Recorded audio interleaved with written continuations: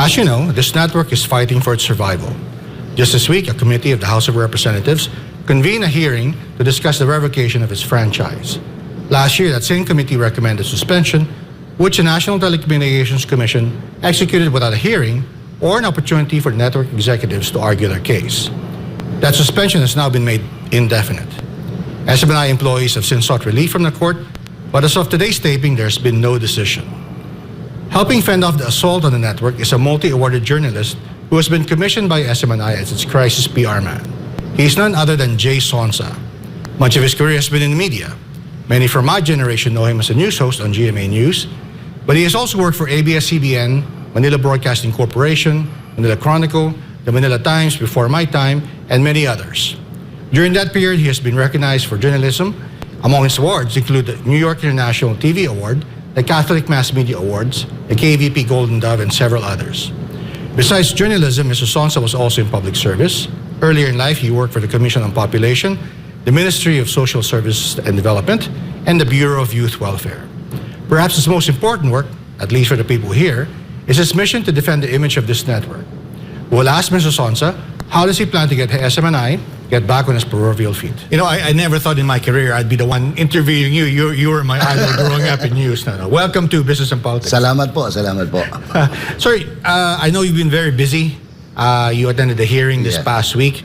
Maybe we should start there. What is the latest in this saga of SMNI's franchise? The latest, noong December 21, we were supposed to go back on the air. Yes. After the expiration of the suspension order. Yeah, after 30 days, right? After 30 days. However, before the 30th day, the National Telecommunications Commission issued a cease and desist order for an indefinite suspension. So, yun ang nangyari.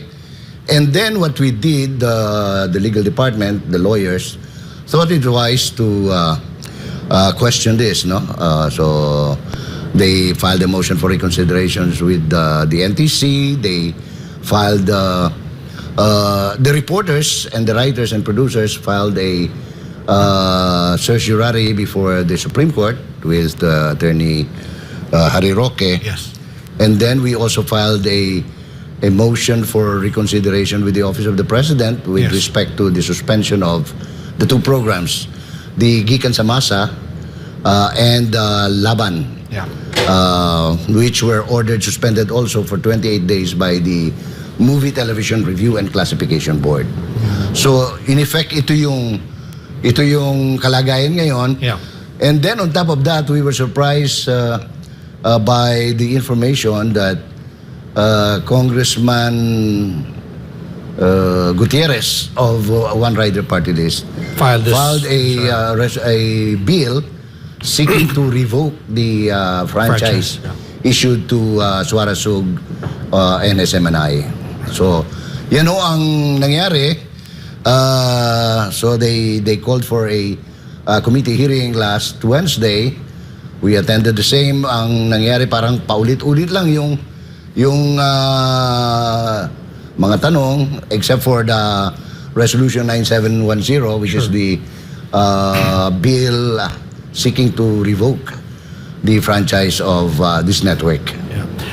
Sir, you've been in the industry 40 years, you know, and I'm sure during your time you have been probably as aggressive, if not more than some of the hosts who were, you know, nagugulat po ba kayo na, I mean, what do you think is going on? Is it purely legal or may political ba yan? Or ano po babasa nyo? Because you're gulat in the sense na I came into the industry before martial law was proclaimed. Sure. And then I came back to the industry martial law time and post EDSA revolution. So you've seen the the entire development in the industry. I have unang-una, hindi namin wala sa kasaysayan na nangyari itong ganitong klaseng panggigipit sa media. Not even martial law. Not even martial law. Because I remember in martial law, while it was talagang risk mo yun as a journalist. No? Sure. So we were still writing for Malaya. We were writing for... under Joe Burgos. Joe Burgos. Pero, yun, patatawag ka. I remember I was detained for 11 hours by the former First Lady, only to be lectured with the 11 basic needs of man at the University of Life, no?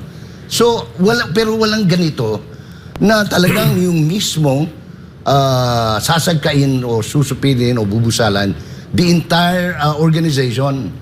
Noon, tao-tao. Sure. Tatawag ka. May style pa noon si former President Marcos na patatawag ka niya, and then he will ask you, ano ba tang hindi mo gusto? Ano bang nakikita mong mali? So, yung ganon, no? And then, of course... In a sincere way or parang parang kinakagalitan ka or something? No, in my case, because I think I was the youngest at the time, sinasabi niya na tama naman yan, you have to be vigilant. Okay. Pero mali ka sa ganito, so siyempre bibigyan ka ng correction. So yun ang mga karanasan noon na ngayon, kaya nga nagtataka ako pati itong revocation na ito. Sure. Because this is the first time in the history of world, siguro masasabi natin sa buong mundo, na ang isang broadcast is being gagged and being prevented from going back on the air, no? Yeah. Kasi nga, nung tinanong nila, meron bang kasaysayan sa mundo na na-revoke yung ano? At least not in a democratic country, no? I mean, not I can so, recall. mabuti yung mga kaibigan natin sa KBP, mga dating kasamahan sa KBP, sinabi lang katotohanan, this is the first time. As a matter of fact, tayo lang sa buong mundo ang nagre-require ng congressional franchise. Is that so? Yes. Sa ibang whether Europe, America, it's just a simple, kumbaga sa atin NTC, doon sa kanila FCC. Ganun lang. Ngayon, ang ini-insist nila, of course, ini-insist ng House that they have the power to revoke, no? Sure. Of course, mahabang debate yan. Sure. Kasi binabasa ko, ako naman hindi naman bihasa sa English, no? Pero tinitingnan ko, wala naman talagang, there is no such provision in their power that they can revoke a franchise, no? They have the power to repeal the law. Pero, the usual, aprubahan nila, aprubahan sa plenaryo, isasubmit sa Senate, the Senate committee will take on it. Okay. They will handle it in the plenary, and then it has to be signed and approved by the President. Yun ang process. Right. So, sabi namin kami, ang palagi kasi lang ginigit, 4 na bagay. Number 1, they're saying we violated the provision of Section 4, which is, sabi nila, red tagging and fake news. Tayo naman, ang tagal na natin sa industriya, unang-una, there is, ang red tagging is a jargon na ang nag-create si Joma Sison. Hindi naman natin tinatawag yun sila noon. We know them as progressive organization. Yun ang term na ginagamit natin sa media noon. But we never call them as front organization of CBP, NPA, NDF. But it was Joma Sison who said, these are my front organization. So when he said that, siyempre susunod tayo. Siya mismo nag-red tag eh. So ngayon, we are being accused of red tagging them. They even came up with the figure of 288 red tagging incident within the period of less than 2 months. So that's one. The other one is, sabi nila fake news. Fake news is also a jargon, a media jargon. Ang information may be wrong, it may be lacking in substance, pero it can never be a fake news. Kasi kapareho, hindi katulad ang broadcast kasi magkaiba kaysa sa atin sa print, ano? Sa print, we have all the time to get the side. Sure. Pwedeng, Mas mahaba yung news window. mahaba yung elbow room mo. Hanggang, siguro kung ang print time mo 9 o'clock in the evening or 10 o'clock, pwede mo pang habol, pwede ka pang mag-remat. Pero sa broadcast kasi, meron kang hinahabol. Halimbawa, na-pick up mo yung story ng 11:30. You're going on the air at 12. Wala ka ng time talaga to check. So, ang gagawin mo, baka sa susunod, mamayang gabi. Yeah. So, ganon. But, there is no, ang paniwala ko kasi, Klink, walang fake news. Okay. Maaring mali yung information, kulang yung information, Ngayon, kung may mga ganon, offended yung party, marami ka naman recourse eh. Yeah. Pwede ka mag-file ng Libel? Huh? libel suit, cyber libel, kung ano man yun. Of course, may isa pang question dyan eh. Sa libel, di ba, ninaano nila ron, i-decriminalize. Yeah. Pero at the same time, sa cyber libel, kailangan criminal naman. So, ito, kailangan ding ayusin ng Congress eh. Yeah. So, anyway, problema nila yon. Yeah. So, yun ang status ngayon. Tapos, they're insisting that the ownership was mali daw yung pagkaka-report. Pag-transfer. Oo, pag-transfer. Yun naman, reportorial yan eh. Pwede mo i-correct eh. Yeah. Wala namang ano dyan. Pwede kang nagkulang, nagkamali ka ng spelling. Kulang yung pangalan na ilagay mo as new owners, yung mga ganon. But this can be administratively corrected. But sir, you're talking about the time when you said Joe Burgos at the time. I think if I remember correctly, 1 million copies sila. Correct. I mean, it was a mosquito press, pero I don't think there's been a paper that big, no? No. But SMNI today, I mean, in terms of scale, di ba? Yun It lang. doesn't, parang, bakit sila threatened masyado sa SMNI? Alam mo, tinanong ko rin sila, of course, of the record, Sure. tinatanong ko, sabi ko, ano bang, why are you so threatened? We're not ABS-CBN, we're not GMA, Yeah. we're not TV5. Yeah. Pangalawa ka ako, you already suspended us, we're not on the air. Yeah. Bakit gigil na gigil? I mean, Oo, nanggagalaiti kayo. Pangalawa, you're trying to involve, pati sa suspension, itong social media, the new media, wala tayong control dyan. Unless you pass a law yeah. na sasaklawin na ng MTRCB o ng NTC, yung which is, may worldwide repercussion yun, may international repercussion. So, yun, the same question na tinatanong mo, Klink, ako nagugulumihan. Bakit sila, ang liit-liit eh, kumbaga parang, ano lang kami, sabi nga ninyo noon, lang kami, isang maliit na religious station. Yeah. Pero I don't know, siguro naman, nagmamonitor sila sa algorithm or sa nakakita siguro nila yung feedback ng tao, na malaki ang tiwala ng tao, na nagagalit na rin ng tao, bakit binubusalan itong napakaliit na stasyon. Ito na lang nga yung alternative na nakikita nila. So, kami, that encourages us more, no? When people write to us, they send emails, they call us, na please, huwag kayong pasusupil. At yun naman talaga ang objective ng network, nation building. Nagkakataon kung minsan talaga masakit yung totoo.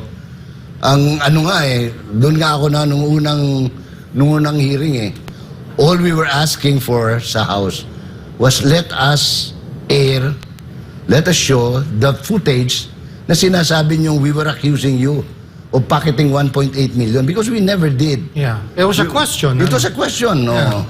Hanggang ngayon nga tinatanong, and mabuti you brought that out because I remember a couple of weeks ago, si Speaker Martin Romualdez inaugurated the launching of Congress TV. Yes. Sabi niya, you TV4. raised the hardest question, we are ready to answer it. So, we're raising again the question. Mali pala, actually, mali pa yung tanong ni Eric no, na 1.8 eh. Because apparently on the record, they had 2,066 million, no? And they only spent 39 million according to them. Okay. So may sobra pang 2 billion. Yeah. Ang tanong natin ngayon is, ano nangyari sa 2 billion, sir? But what's your analysis here? Why is this happening? Ano bang tingin mo? Yung honest analysis? Sure. Before we go on break, Yeah. Number one, I think they think, o ang paniwala nila, ito yung, dahil nagpo-programa dito si former President Duterte, gusto lang maalisan ng platform. Okay. Si Duterte. But the program of Mr. Duterte is just 1.5 hours every, once a month? Sa hating Twice a gabi month? pa. Bihira, at saka hating gabi pa. Yeah. So, pangalawa, kung iisipin mo, ako ayaw kong pag-isipan na masama, pero yung nakipag-alyansa si Speaker doon sa Bakabayan Block, which are without tagging them. Yeah. Progressives. So, the progressive group. Black, yeah. Alam naman natin na, galit na galit sila kasi ito lang ang istasyon na openly talagang nagkakampaign against the communist terrorist group, CPP, NPA, NDF. So, yung pangatlo, ito, personal analysis ko to. Sure. I think this has something to do with Pastor Kibuloy getting into the US market of televangelization. So, lumaki. Kasi dati-dati, may mga Pilipino evangelist na rin sa US Sure. INC, the MCGI, and then came the Kingdom of Jesus Christ. Lumawak na lumawak. Alam mo naman sa Amerika, maraming siloso sa mga Protestant movement, and these are great contributors to political parties and personalities at the Capitol Hills, or even at the White House. So, siguro, dahil malaki ang nawawala sa kanila, ito, tansya ko lang, at nasasaktan sila ng gusto sa membership. So, clip the wings na. Yes, clipping the wings of Mr. Kibuloy or Pastor Kibuloy.